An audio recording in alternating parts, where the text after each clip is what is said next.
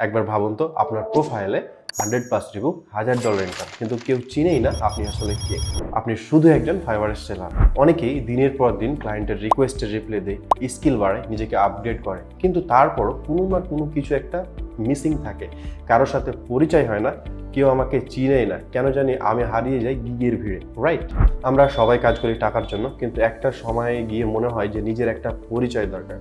Fibre অথবা ফাইবারের বাইরে নিজের একটা আইডেন্টিটি দরকার, যে আমি শুধুমাত্র একজন সেলার না। কারণ নিজের ব্র্যান্ড না থাকলে ফাইবারের বাইরে কেউ আপনাকে চিনেই না, এবং ফাইবার যদি কোনো একদিন আপনার অ্যাকাউন্টটা সাসপেন্ড করে দেয় তাহলে কিন্তু সব শেষ।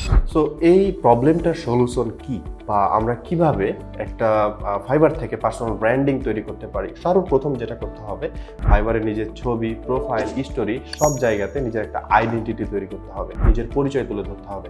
নাম্বার 2, আপনি ক্লায়েন্টদেরকে কাজ বুঝিয়ে না দিয়ে তাকে বুঝাবেন আপনি কেন করলেন এবং এই কাজটা কিভাবে করলেন, যাতে ক্লায়েন্টের সাথে আপনার সম্পর্কটা আরো মজবুত হয়।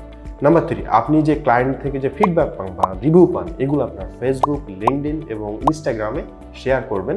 তাতে করে যেটা হবে যে অন্য যে ক্লায়েন্ট বা অন্য যারা, তারা কিন্তু আপনাকে খুব সহজে ট্রাস্ট করবে, এবং তারা বুঝবে যে আপনি ঠিক আছে, আপনি এই ধরনের সার্ভিস প্রোভাইড করেন। Number 4, user name, cover photo, এমনকি আপনার সিগনেচারে আপনার একটা ব্র্যান্ড নেম অথবা আপনার লোগো অথবা একটা আইডেন্টিটি তৈরি করবেন। এবং একটা সময় গিয়ে দেখবেন যে অবশ্যই মানুষ ফাইবারের বাইরেও আপনাকে চিনতে শুরু করেছে। ফাইবার শুধুমাত্র ইনকামের জায়গা না, ফাইবার কিন্তু আপনার আইডেন্টিটি বা ব্র্যান্ডিং তৈরির একটা মঞ্চ। আপনি চাইলে এখান থেকে আপনার নিজের পরিচয় বা নিজের একটা আইডেন্টিটি গড়ে তুলতে পারেন। সো সিদ্ধান্ত আপনার, আপনি কি নিজেকে একজন লেভেল 1 বা একজন লেভেল সেলার হিসেবে ফাইবারে রাখতে চান, নাকি একজন পার্সোনাল ব্র্যান্ডিং হিসেবে ফাইবারে নিজেকে রিপ্রেজেন্ট করতে চান?